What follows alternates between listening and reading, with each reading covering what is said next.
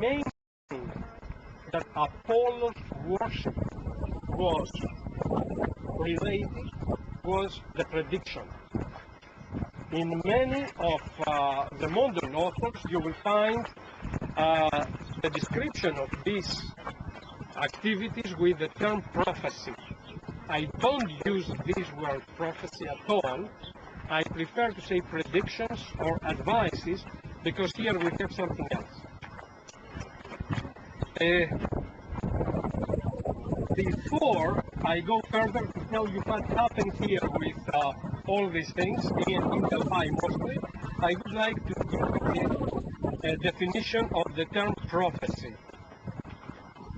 Greek word composed by two other words. The word pro in Greek means in front or before, and phimi, the verb phimi, means I speak.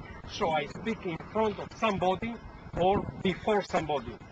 First time this term was used during the Mycenaean period, mostly, when the kings, we have here the monarch in Greece, the kings like to pay a visit to their subjects, and because they hadn't another way, they sent somebody to pre-announce the king's coming. And these people were the prophets. Nothing supernatural was included to this service. It was a political service, political term. And now I have a question for you. Who is the greatest prophet of the Old Covenant? Moses.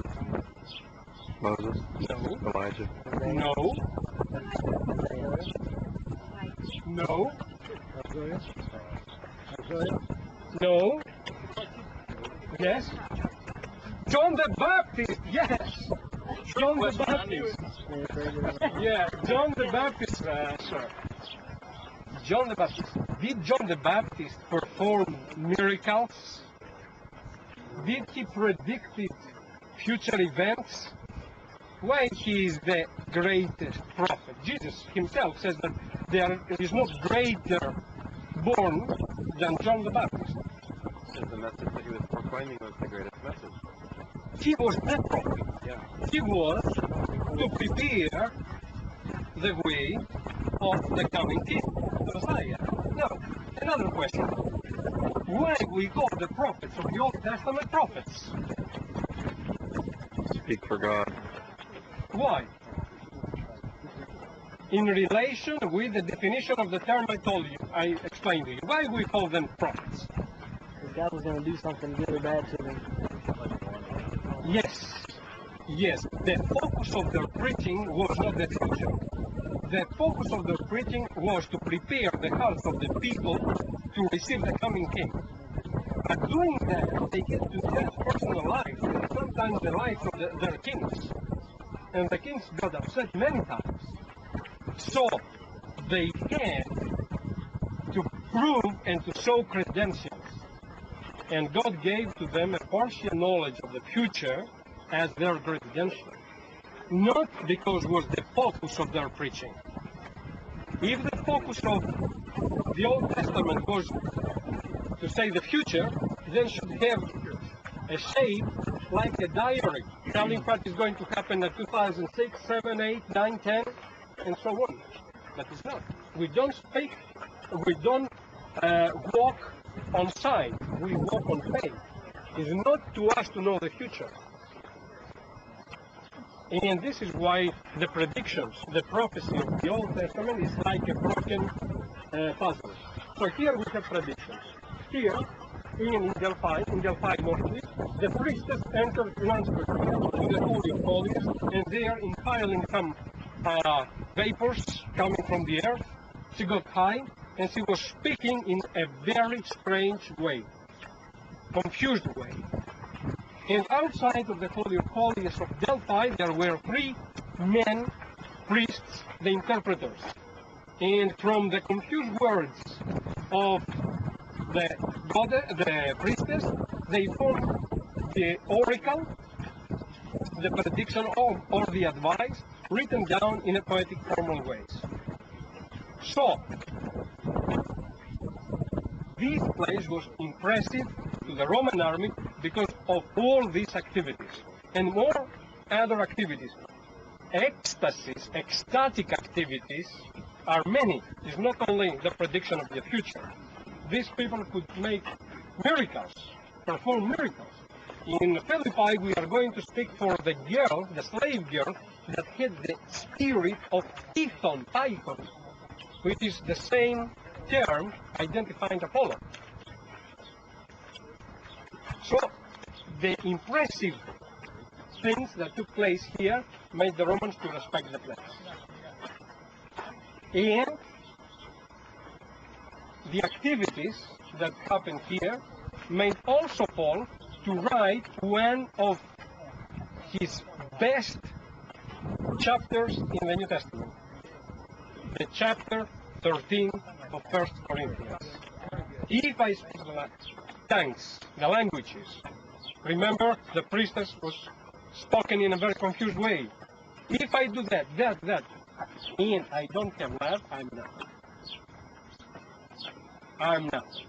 Corinthians, don't be impressed with these things.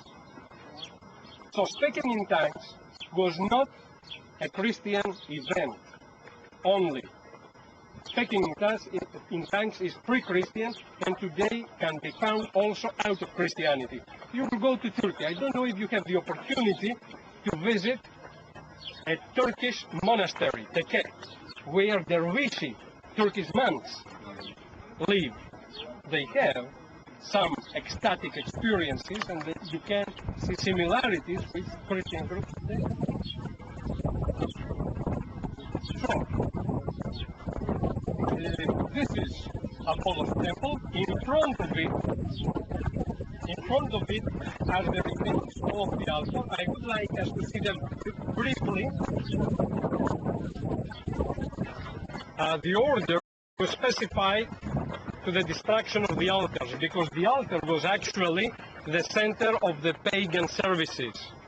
For that reason, we don't have many altars survived since the ancient time. Here, we have a rectangular pit, as you see, all dug at the bedrock, and is the place where the foundations of the altar of Apollo used to be. Big thing, as you see. All these rectangular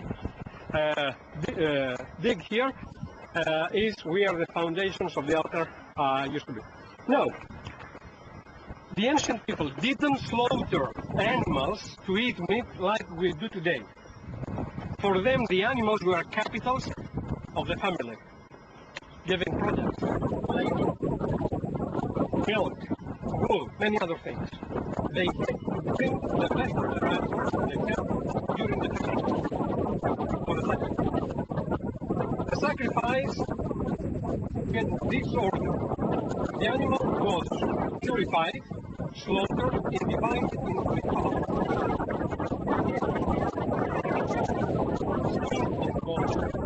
Given to God. All these pieces have symbolic meaning, and they were fully burned on the altar. The rest, the eatable part, were divided between the offerers and the priests, and was grilled on the sacred meal. After this sacred meal, they were both called participants of the altar, term used by Paul at 1 Corinthians, participants of the altar. Now, during the festivals, the entire city had to bring here the best of their animals. You understand what happened with the priests? Because the offerers ate their portion and they went home. But the priests collected for themselves enormously big amounts of very good quality of meat, and they had to get rid of it in 24 hours because they hadn't refrigerated. The solution was the marketplace. Look there.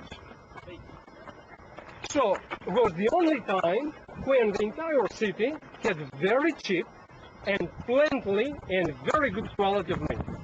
And the question of the church of Corinth was, yes, we are not allowed to participate in the sacrifices, but are we allowed to buy from the marketplace meat offered to the idols?